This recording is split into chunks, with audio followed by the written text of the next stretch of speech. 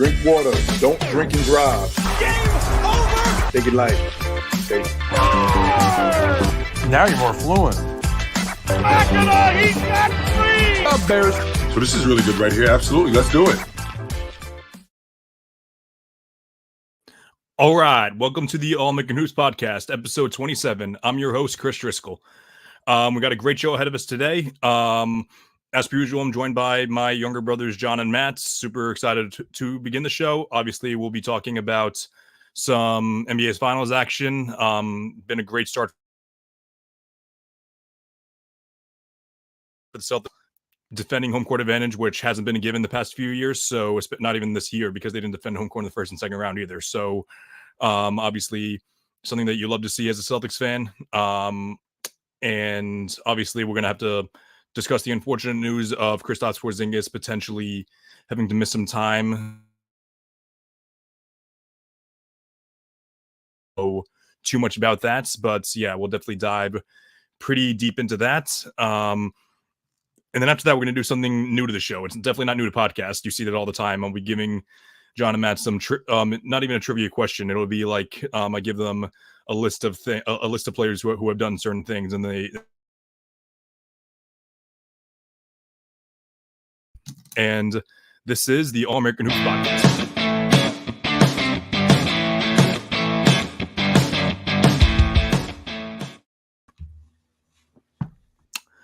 Welcome to the show.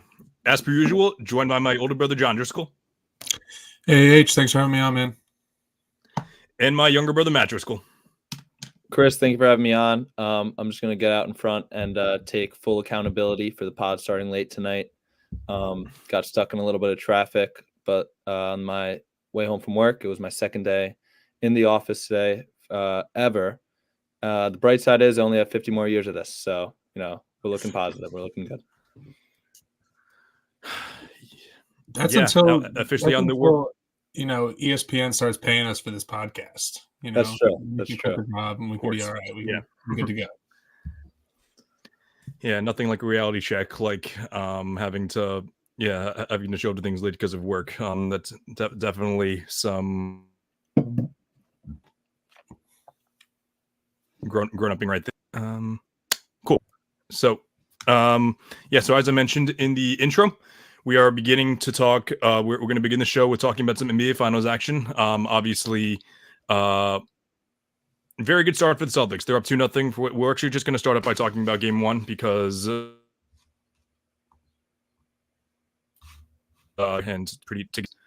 But yeah, the Celtics won in pretty big fashion on Thursday nights. It was awesome to see. But it was definitely a lot to look at from the game in different standpoints. Obviously, you can say there wasn't really much to complain about, especially given that they played so great without Tatum. But John, I was wondering if you had any feedback on the game from that perspective. Yeah, I think Game 1 was a really, really great kind of punch in the mouth from the Celtics. They kind of dominated all aspects of the game, and even with their superstar not really playing, I thought Tatum played a lot better in Game 2, even if his shooting splits, both games his shooting splits were awful. Let's keep that, let's be real with that. But just to talk about the overall game, I think you're seeing, and unfortunately we'll talk about this later on in the show, but you're seeing the impact of a healthy Kristaps Porzingis. That first quarter was all Kristaps, and he played awesome on both ends. You're seeing the rim protection. You're seeing the high post mismatches. There's no one in the league that can guard him on that high post mismatch. And I mean, I'd be foolish to not. I don't want to take away all the talking points here, but I'd be foolish not to mention Jaylen Brown in both games. But especially it was kind of magnified last Thursday night with just both sides of the ball absolutely dominating, taking on the Luka Doncic matchup and just flourishing. He's been great. He's been a leader. He's been one of the best. I'm not going to pin him against Tatum. He's been one of the best players on the team. He's been truly phenomenal this whole entire playoffs. And I think it showed really, it showed a lot on Thursday.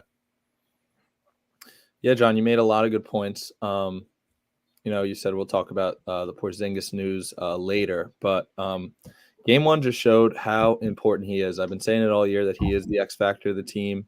He's a matchup nightmare for opposing teams. He had 20 points in 20 minutes. And let me see what he shot. Sorry, 8 of 13 from the field. It felt like he was 8 of 8. Actually, I remember screaming at the TV because he missed one one righty layup. But obviously, Porzingis played super well. And people are like, it's never, praising the Celtics now. It's always, this is the super team. It's which is somehow Tatum's fault that he has a good team now. But it just shows you how deep this team is and how great this team is, that when Tatum hasn't been shooting the ball well, Johnny mentioned that he did play better in game 2, even though he shot the ball worse. He shot 6 of 16 in game 1. That's just awful. There's no running away from that. But Brown stepped up. He's been playing unbelievable all playoffs, especially the last couple of series. Al Horford had 10-7. He's been awesome since the Porzingis injury, and even when Porzingis come back, he's still been great for his age, and even just taking the lesser role. Drew Holiday was awesome in game 1, even better game 2. We'll talk about game 2 in a minute, but everyone played well besides Tatum shooting. And just to kind of one thing to note, Jaylen Brown, 22, 6 and 5, and he was 6 of 11 from the free throw line. Like, this very well could have been a high 20-point game. Only took 12 shots, 7 of 12 from the field, 2 of 6 from 3. So, I mean, he was getting to him and Tatum both games 1 and 2. I mean, and that being said, Drew and Derek at the same time too. They've been getting to the rim at will, and we won't talk about Tatum's finishing at the rim, but Jaylen Brown's getting to the rim at will and finishing. And exploiting those mismatches.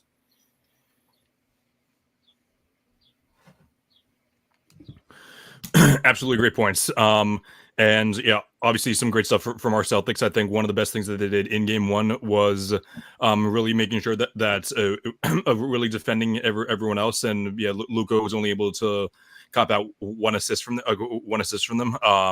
Part of that you can blame on Luka for not finding the right man, but I really think that you can really more so credit that to the Celtics defense for really just trying to make Luka beat them. That's it's working so far. Might have to make some adjustments from here on that, and I probably would have said that even if Porzingis wasn't even Porzingis was full and healthy for game 3, but we know that's not a guarantee so far. And we'll talk about Tatum like more so with the game 2 aspect of it, just because like I really feel like it was more emphasized in game 2. But I just feel like that every Celtic is just doing what they need to what they need to do to win now. If you're like Horford's not really shooting great from 3, but he's still doing his best. He's grabbing his boards and he's still playing some solid defense. This team is in it to win it, and it's pretty tough. Like when you're in a league, you're paid to just dominate. This team doesn't. This team lets all their egos aside, and something that's really, really great to see.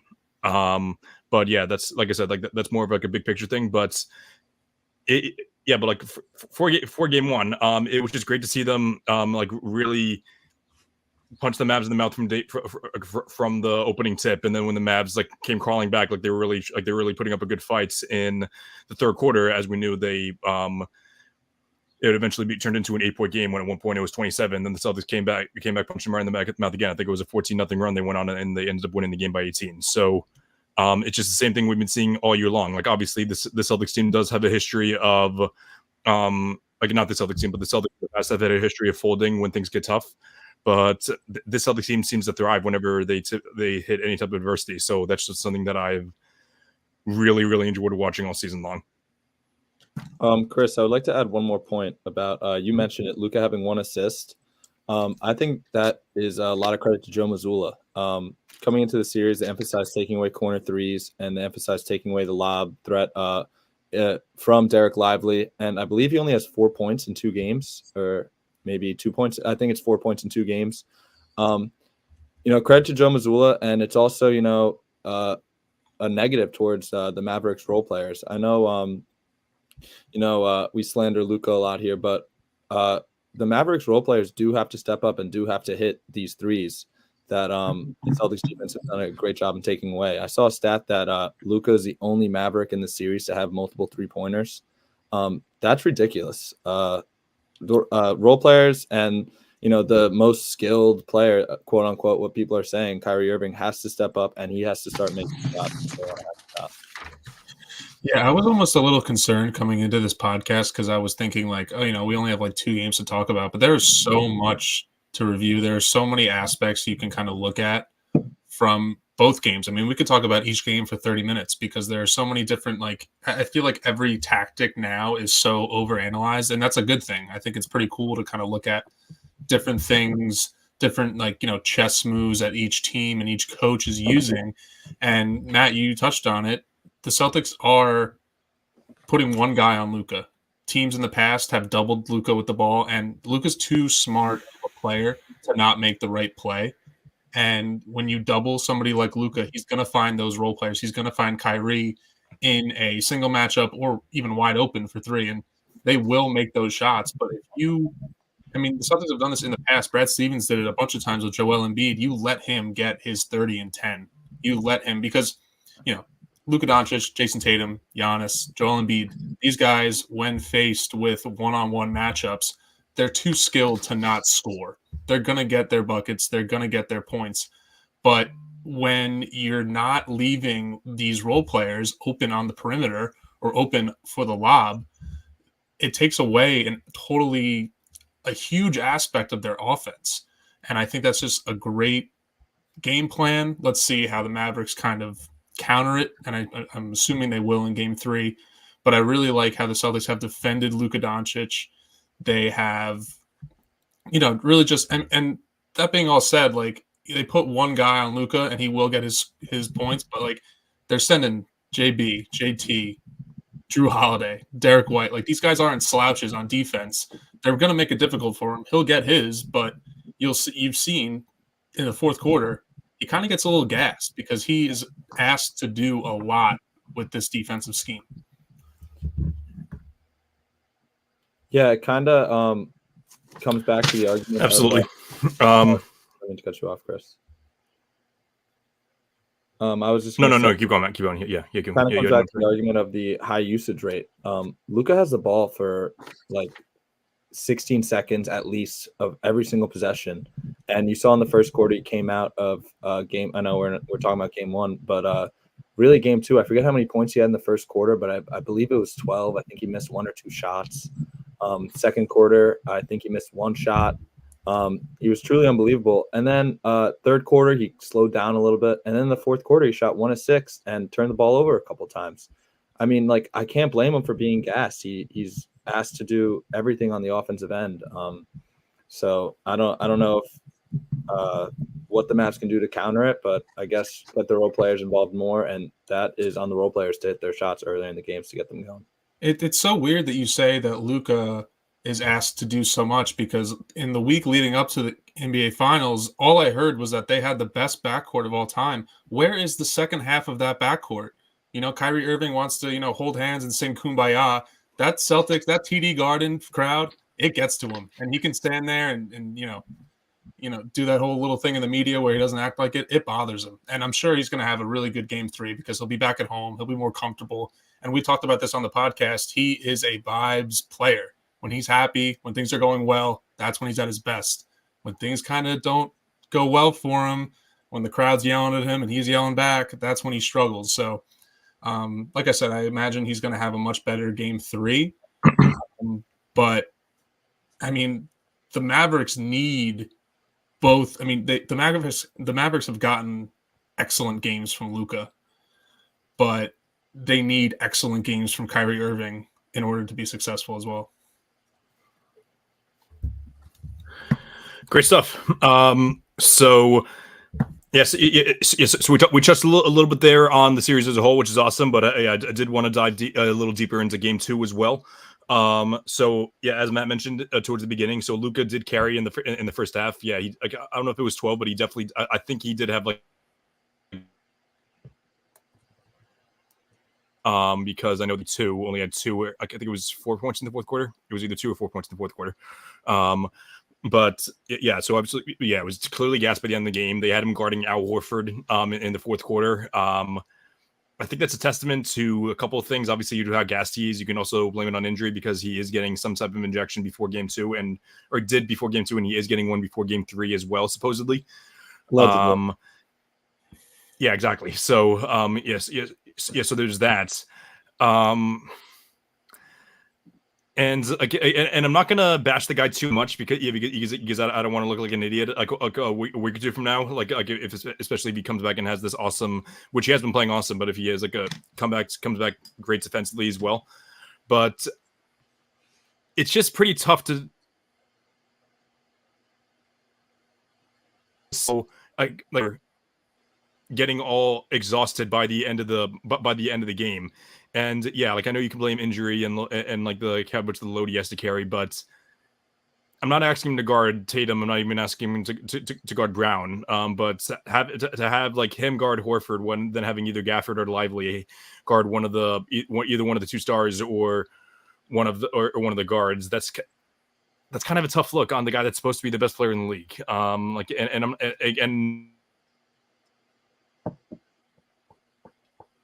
The only two guys that are guaranteed to have him in my book are Jokic and Giannis, but I don't know. Like, and I'm not going to trash him too much just because I am going to give him the benefit of the doubt for now. But I do know if this was Steph Curry, if it was LeBron James, the media wouldn't be too sympathetic towards them.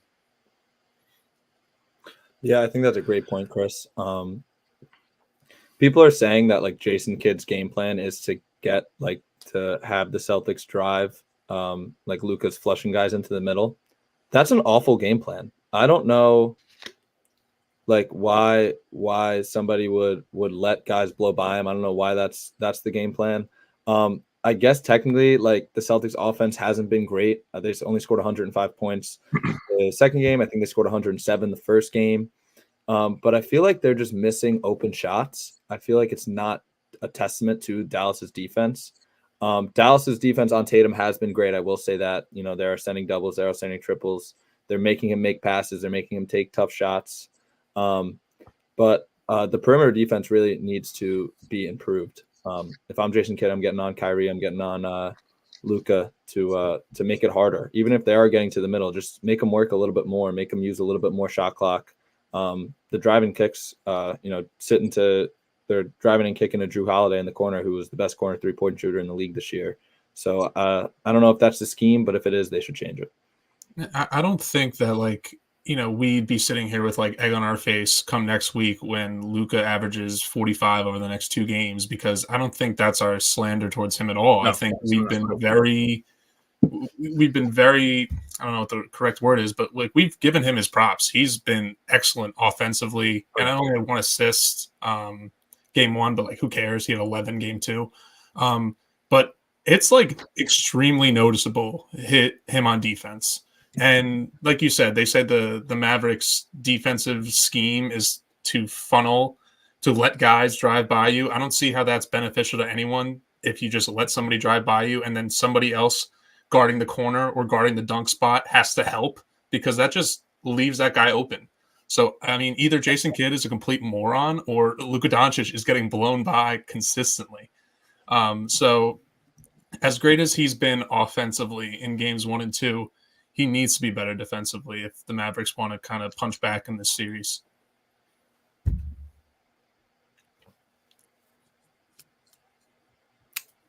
Absolutely. Yeah, a couple other notes for game 2. And you know what, actually, like we touched on him a little bit about how he needs to shoot better. It's really interesting though, just because I've actually been kind of pleased with the way that I've seen a lot of people talk about him. Like not really like I'm not really talking about like the regular mainstream media. I'm talking about like a lot of like the basketball analysts that I follow. Like like a couple like the others like Hoop Venue I've mentioned on the show before, Jackson Frank.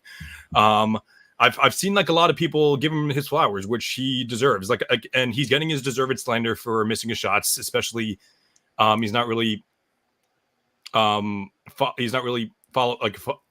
back the haters too hard on the whole being extremely inefficient because I'm pretty sure, like, based on like numbers, like based on like the minimum amount of games played, Tatum does have the worst free throw percentage in NBA Finals history. That being said, if you're gonna shoot very bad from the fields, and do everything else right, which he's been awesome at everything else. He's been finding the right pass at all times. He's been rebounding the hell out of the ball, taking on the tough defensive tasks. We saw him guard Kyrie at the end of the game there. That's what a superstar does. And I understand, like, you want your superstars to hit their shots and do some of that extra stuff, maybe not to the extent that Tatum has been doing, but when you're not going to shoot well, like, I feel like most stars around the league, and you can even list off like all the all-time greats. Most of them, when they're not shooting the ball well, like, that's like usually just a bad game from them. I'm not seeing that from Tatum. Like I'm not saying that he's playing very good, but he's having a very, very solid finals. Like, I would give it probably like a B. Like, again, if you look at his shooting splits and his points per game, you would think like, oh, there's like a C minus, D, even an F, but that's not the way that I see it at all. I will say, although I do agree with some points of what you're saying, like, he is doing other things better. If you're a top 5 player, you have to be efficient. We were talking about this the other day. Like, you want to be in the conversations with Jokic. No, I don't think anybody's really in the conversation with Jokic, but you want to be in the conversation for top 5 with Luka, with Giannis, with Curry, with all these guys. You gotta, be efficient in these games. I know you're seeing double teams. I know you're seeing triple teams, but like, some of the shots you have been missing have been not awful looks. So that's my point. If you're going to be top 5, you got to make your shots. Yeah, and I think that's a good point. And I was going to mention that as well. He's been pretty much excellent in all aspects of the game, aside from scoring, and that's kind of almost the biggest aspect. That's the one that kind of is reflected the most. That's what a lot of people who box score watch or even just watch the game can notice. And he's missing a lot of contested layups, but you've seen him make those shots in the past. And I think I think Joe Mazzulla has been absolutely awesome in these finals, but maybe it's on Joe to maybe help him out, try to get something to get him in space away from these double teams. I know it's easier said than done. But, I do need to see a lot bit more on the scoring side from Tatum. But, I mean, this is kind of what I was thinking of, and we can talk about this a little bit. I know it's obviously on an enormously bigger scale, but when you take like a volume scorer, and Tatum was a volume scorer for the first 4 years of his career, and then Ime came in, he kind of gave him that challenge to become a better playmaker, and you've seen him take strides becoming a better playmaker, and you've seen him even more this playoffs. When teams throw doubles at him, he makes the right pass.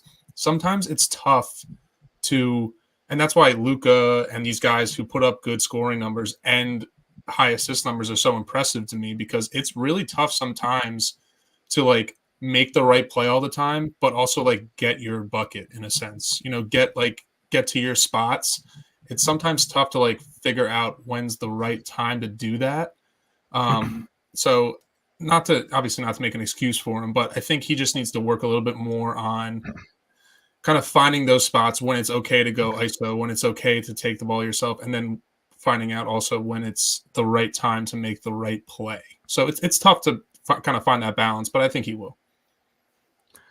Man, I'm happy that you were the one to hold Tatum accountable there, because it wasn't going to be me. So, that's me. I'm just a non-biased guy. A perfect segue over to the next. Oh yeah, of course. Yeah. We don't do that on the show. Yeah. We only give facts when we never show any type of bias. So, jeez, I wish the internet here is so shitty. That leads us to the next segment of being of working on adjustments. So, Matt, did you have any besides Tatum really just like getting a shot back? Did you what do you think? What's main adjustments do you think the Celtics should make in order to capitalize their 2-0 lead? I do think they've been playing well. I don't think there's a lot of adjustments to make. I don't know if this is really an adjustment, but the bench guys kind of have to step up. Pritchard in the first game, I feel like he didn't make a shot. I feel like he did play well though. He has every game I feel like he gets like 2 timely offensive rebounds. Obviously in game 2, his first field goal in the finals was that bomb of a 3 to end the third quarter, right as the Mavs were on a little bit of a run. That was awesome. But I guess that's mainly at like Sam Hauser. The first game he went 3 for 4, went 2 for 2 from 3. That was obviously, I thought that would be like, a little momentum for him. But then the next game he came in game 2. I don't think he made a 3. I think he had 2 free throws. That was it. But I think it's bench guys to step up a little bit. And I think that another adjustment would be to hit the momentum threes. We talked about this a lot during the game. It would be like the Celtics would go up 10, and then we'd be like, all right, like this is it. They'd get a stop. They'd be in transition. They have a wide open 3, and they just miss it. I'm going to check right now. Does anyone have off the top of their head what they shot from 3 last game? The Celtics in game 2 shot 25% from 3. Yeah, and like I said earlier, I feel like some of them were in open looks. Like the Mavs are doing a good job with that, but I feel like a good amount of them were kind of open threes. So I guess it's like kind of a easy thing to say is just make your shots would be my my adjustment. Make your shots and make your momentum like the big ones. Yeah, I think there's not much, I would say, that aren't like obvious solutions or like adjustments to be made. I mean, it's tough. It's tough just when you're up 2-0, but it's also like there are definitely things to work on. And I think like it's easy to say like they should make more threes because they should. Yeah. And they shot their season average in game 1 at 38%, and then they really struggled until the fourth quarter. They made a couple of threes in the fourth quarter, but those first 3 quarters, they really, really struggled from 3. They've won the turnover battle both games. I think that's important. But Matt, like you said, like the role players or the bench players need to step up, and the role players, bench players for the Mavs really haven't on the road. And that's the whole kind of saying is that these bench and role players, they play better at home because, you get the crowd bumping with you. It's a little easier. I will say that PJ Washington has played pretty well for the Mavs. He's been a very good number 3 option. He might have been. I think he's probably been playing better than Kyrie with factoring in defense. But I will say you need to keep winning the rebounding battle. They won the offensive board battle in both games too. But I think it's it comes down to Sam Hauser. It's kind of tough sometimes to like get on the 7th or 8th guy. But a lot of these, like he's here for that. Right, he's here to make those momentum threes, those open looks, because they'll be open when they're doubling and tripling Tatum. So it's important to knock them down. It's not really a schematic adjustment, but it's just simple as that. I will say, I mean, it hasn't been said yet, but I think because of how the Celtics won both games, like people, like a lot of the national media or like some people have been kind of saying like the series is over. The series doesn't start until someone loses at home. Mm-hmm. And, you saw back in 2021 with the Bucks, exactly.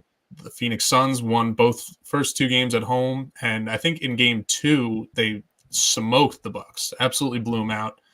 And I think, you can make your arguments about Luka versus Tatum or whatever, but in these first 2 games, Luka has looked like, defense aside, the best player on the court.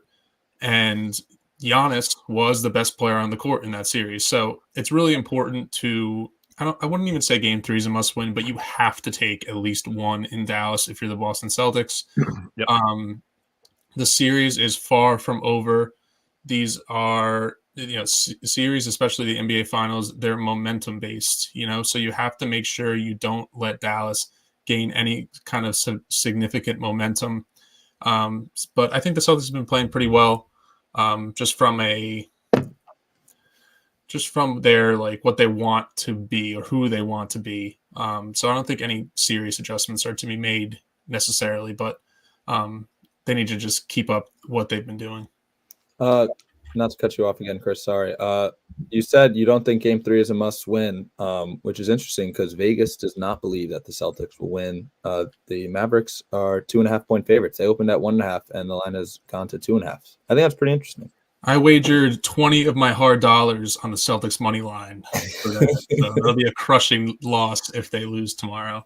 I might put all the money in my DraftKings on the Celtics. All 93 cents might go on the money line tomorrow. So, and we'll touch on the Porzingis injury now a little bit because obviously really tough blow. Like obviously it's something you never want to see one of your star players go down. But one silver lining I think could actually be is that the Mavs don't have they played like the Celtics played him without played without him for more than half of the series, but he was still extremely important to them. The Mavs don't have a ton of film on without Porzingis at this point. So they're gonna have to use more of the minutes from Horford and those guys. They're gonna have to use either Kornet, Tillman, or Shea Brissett minutes probably. One of many more minutes from them. It'll be almost. I'm not saying it's a good thing, but like one silver lining could be that the Celtics are now. They could have the upper hand and where they have more to plan with. Porzingis being out than the Mavs see it. I don't know if you guys have any thoughts on that. Go ahead, John. Yeah, I think Porzingis is a huge loss for the Celtics.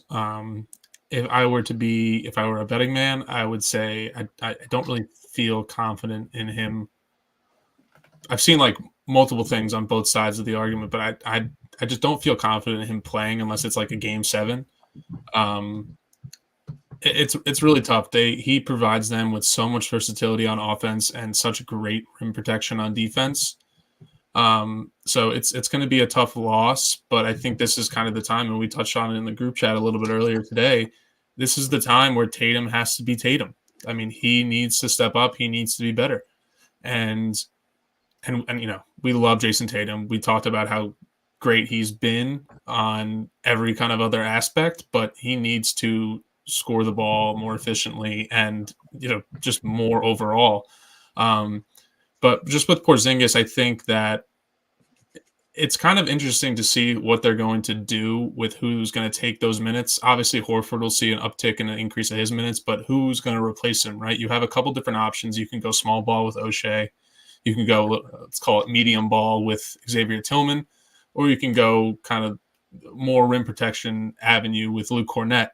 I think if you want to stick, obviously you value rim protection, but if you want to stick with that switch on everything, don't double Luka, take away the corner and the lob, maybe you go with Tillman. I think he probably provides you with I don't even know how to kind of average them offensively, but I think if you're just speaking from a defensive standpoint, I think he's your best bet just on defense, because it kind of gives you that you can continue that switch everything, kind of defense. But it'll be interesting to see. I think all three options kind of provide benefits and also some cons as well. Yeah, I do agree that we probably won't see Porzingis unless it is a game 6 or a game 7, which stinks. John, you sent a tweet earlier today.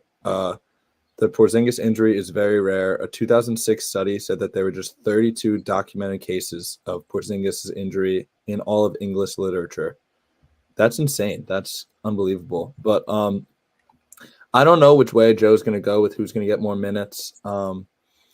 Maybe Luke, because it takes away the lob threat more, I would say, just because of his rim protection.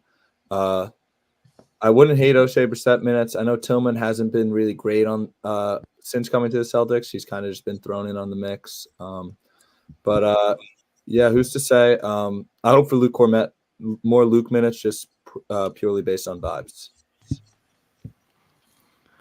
It's not at all bad reason. Yeah, it may seem like and I know that people cringe at the idea of intangibles, but the guys love Luke Kornet, and I really don't think that they're going to hate playing with him for just a few minutes a game, because these are very, very important minutes to play, but it won't be for a long time. But I just really hope that they adjust well to this. An ideal situation would be the Celtics win game 3 and then kind of without Porzingis, and then kind of just ease him back in for games 4 and maybe game 5.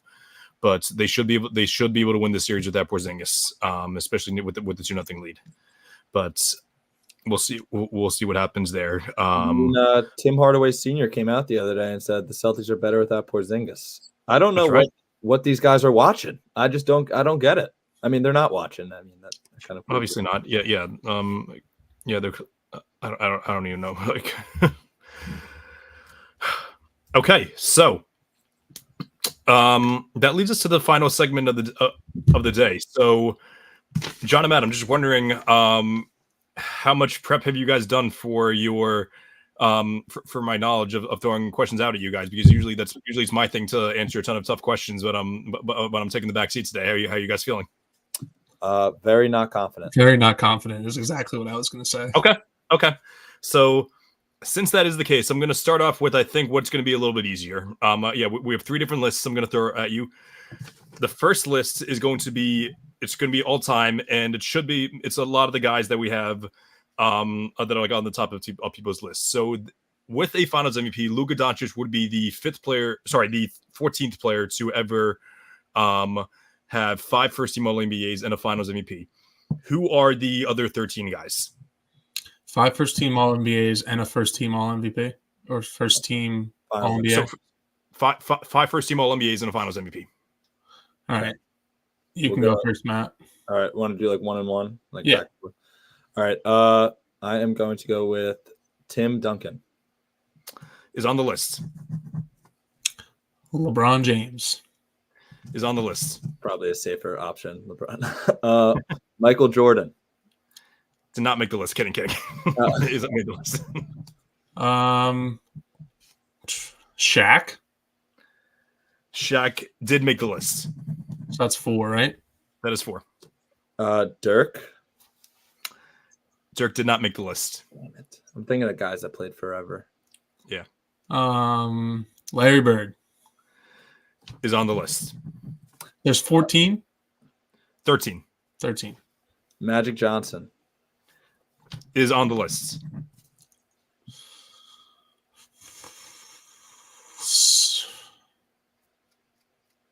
Steph Curry. Did not make the list. Maybe he didn't have 5. He does not have 5 first-team All-NBAs. I think he has 4. Kareem Abdul-Jabbar. Made the list.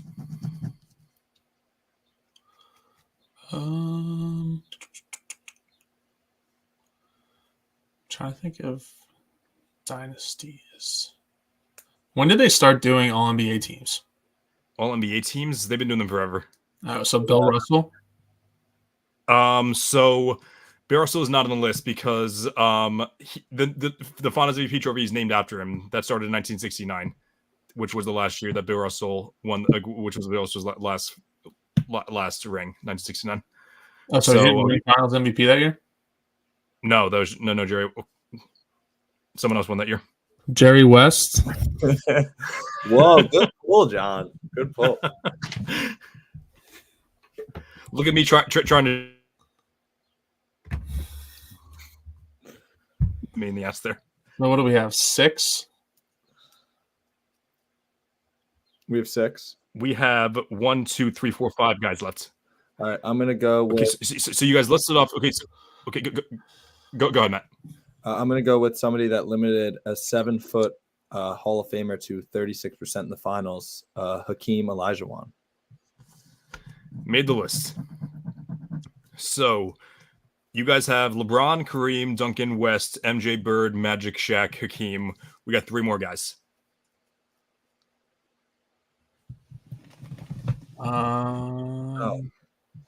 Kevin Durant. Made the list. Did we not say Kobe yet? We did not say Kobe yet. My cord may have been covering him actually because we do have one more guy. One more guy.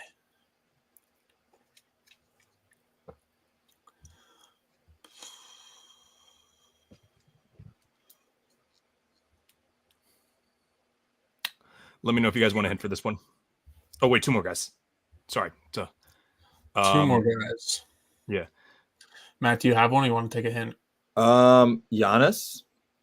Giannis made the list. We got 1 more guy now. Okay.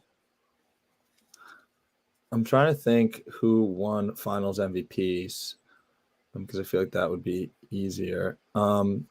Isaiah Thomas. Did not make the list. Yeah, I don't think he did. Yeah, competed with Magic a lot for those first team All-NBAs. Not Dwayne Wade. Not Dwayne Wade. Competed with Kobe and with a lot of the other point guards. Let's see. Early 2000s. All right, let's see a hint. Let's hear a hint. A hint. Okay.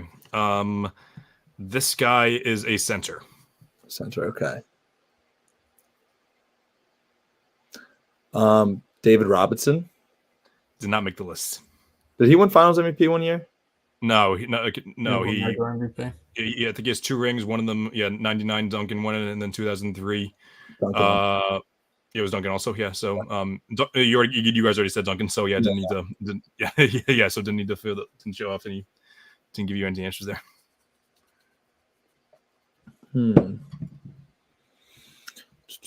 Centers.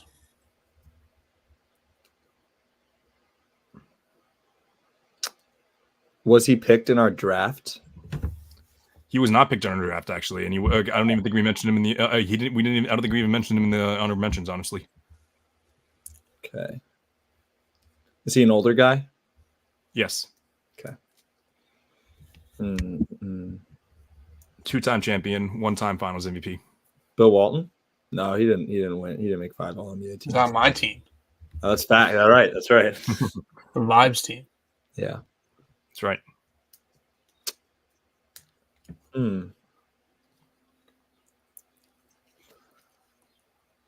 That's gonna be devastated if we don't get this, John. Yeah, I'm trying to think of an old center. He's definition of who you think of when you think of old centers. Like you list off who the best centers of all time. He's on that list. So let's go through that list. Bill Russell, Wilt. Wilt, yeah. Made the list. Last guy on the list, Wilt Chamberlain. All right, not bad. Yeah, you only got like a couple answers drawn there. So yeah. Definitely don't feel too opposite of confident. I'm trying to think of the word there. Yeah, there. So we got two more lists here. I think this one's gonna be easier for us. I don't know if it's easier overall, but for you guys, I think it might be easier. The Celtics are now playing in their NBA Finals. This era of basketball, this group is only made it for the second time, so none of these guys are on the list. But I'm asking for the 10 most points ever scored by the Celtics. Who scored the most points playing for the Finals as a Celtic? Per game or total? Total. Okay. Go ahead, man. Larry Bird. Made the list. Number How 5. many people? 5? 10. 10. Number John 5. Havlicek. Number 4. Bill Russell. Number 1. Is Pierce on the list? Pierce did not make the list. He only made the Finals twice, so just keep that in mind. Yeah. What about McHale? Kevin McHale is number 9 on this list. Is Bob Cousy on the list? Bob Cousy is number 6 on this list. What about Heinsohn? Tommy Heinsohn is number 3 on this list. So what spots don't we Hang have? on. So it's hang on a second. This is episode number 27. I think it's kind of a disgrace that none of us brought up Tommy Heinsohn in 27 episodes. That's very sad that we didn't do that, but it's okay though. Yeah, we got to hold ourselves accountable every once in a while. What spots are left? What spots are left? We have the spot number 2 is up here, and spots number 7, 8, and 10. Okay. 2 of them are going to be a little tough for you to get, but I think you might be able to get it. 2, 8, and 10. Is Dennis 2, 7, 8, Johnson? 2, Dennis 7, 8, 10. Dennis Johnson did not make the list. Not Ainge, right? Danny Ainge is one of the. I think he was number 16 on this list when I checked. Trying to think of old guys. Cedric Maxwell. Cedric Maxwell did not make the list. Yeah, he might be very far off that list. I'm thinking of guys from like the 60s. Yeah, Heinsohn, Cousy, Havlicek. Frank Ramsey. Frank Ramsey's number 7 on this list. So he's one of the two guys. We have 2 more old timers, then 1 more other old time ish. I was looking at old Celtics trivia the other day. Not the Okay. other day, sorry, at work today, and that's the reason why I knew. Well, Well, at not work today, by at work today, do you mean right when I said we're doing Celtics trivia and then you decided to pull up Sporco? Is that what you mean? No, I swear. Okay. Yeah. So we have 2. We didn't get number 2 yet. You didn't get number 2 yet. No, that's this guy's a considered Bill Russell's running mate.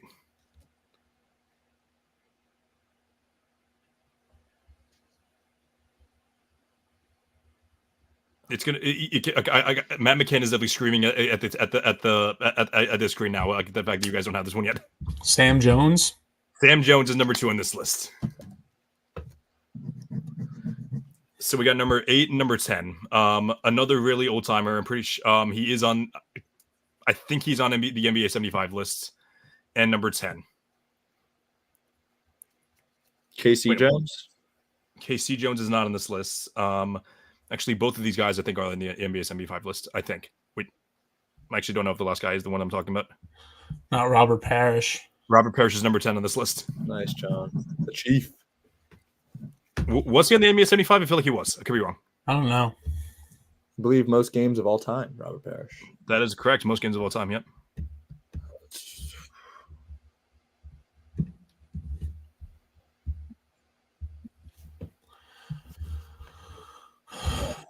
Dave Cowens.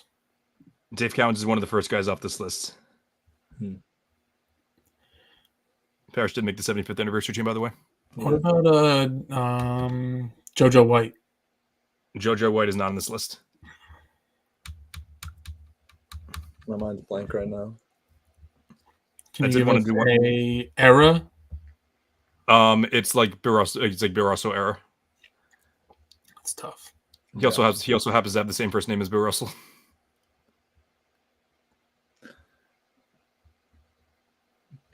All right, give me a second here. He's not really well known. So yeah, so I'm not mad at you guys for not getting this one. And I don't know if I would have gotten this one. Yeah, I don't know. Bill Sharman. Oh, we should have got that. That's a tough one. Okay. Last one. So, and this is technically a list of 9 guys because maybe you do the top 10 players. Top 10 players top 10 players with the most playoff games who do not have a ring. Matt, would you like to go first? Yeah, the most gorgeous NBA player of all time, Al Horford. Number 2 on this list. Chris Paul. Chris Paul is number 6 on this list. Charles Barkley. Charles Barkley does not make the list. Really? Wait, the most No, yeah, amount Chris- of playoff Chris- games. Playoff games, yeah. Yeah, I was surprised too. He was one of the first guys off the list. Yeah, I feel like he's been on like some good teams too. That's why. Yeah. Surprised.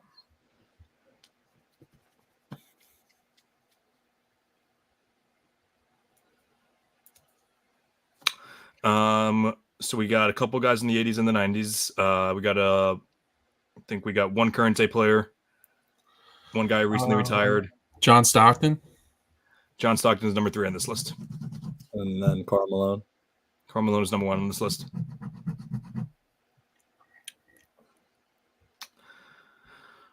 So 1, 2, 3, 4, 5, 6 guys left. If we had more top. Go ahead. Is the current day player a former Celtic or no? He's not a former Celtic. Okay.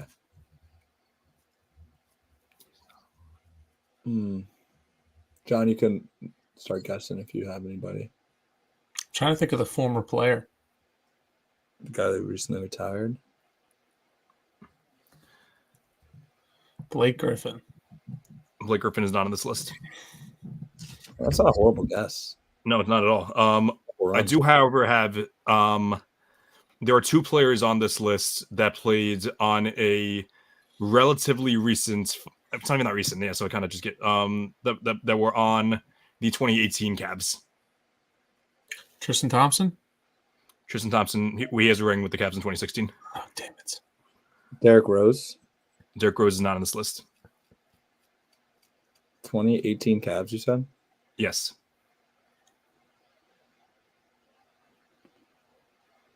Who's on that team? It was Jeff Green. Jeff won Green a- did not make the list. Celtics legend. he won a ring with the Nuggets last year. That's right, he did. I forgot about that. Yeah.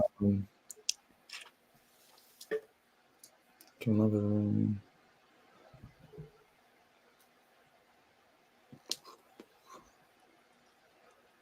Sorry, this is not good. It's okay. Not- It's a first time playing this game. Yeah, so yeah, it didn't give you guys any time to study. So How many people do we have left? we have 1, 2, 3, 4, 5, 6 guys left. Okay, so Roll out some hints. okay, yeah, so that's what I'm going to do. So for the 2018 Cavs, think of the iconic LeBron James moments in 2018. The meme. Oh, Kyle Oh, Korver. Kyle Korver. So Kyle Korver is one of those guys. That's okay. That's not who I was thinking of for the hint though. There's someone else with him going like this in the Oh, ugly face. yeah. Smith. Not J.R. Smith has the ring, but Oh, right right. before that, right before that, Rich Hill. George Hill is number 8 in this list. Kyle Korver number 7 on the list. I would have never gotten George.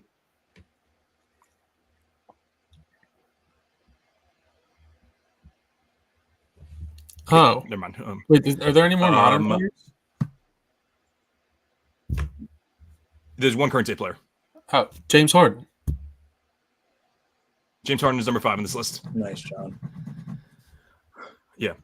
We have two. So there are 2 more players that I want to give you hints for. This other guy I'm going to give it to you at the end. But we have one player, one of the best 3-point shooters of all time, has one of the most famous clutch shots of all time. Reggie Miller. Reggie Miller's number 9 on this list. We should have got that. We should have got that. That's okay. Yeah, no, that yeah. Like if I gave you more time, maybe it would have. Maybe you would have. And then number 10 on this list is someone who is. I don't know if he still is, but he at one point was banned from the Madison Square Garden. Charles Oakley. Charles Oakley is number 10 on this list. And number 4, I really don't know much about this guy. Sam Perkins is number 4 on this list. Oh, wow. I wouldn't have gotten that. Yeah. Me neither. Absolutely not. So yeah, this was a lot of fun. Maybe yeah. Chris, I actually have a trivia question for you, if you don't mind. Okay, sure.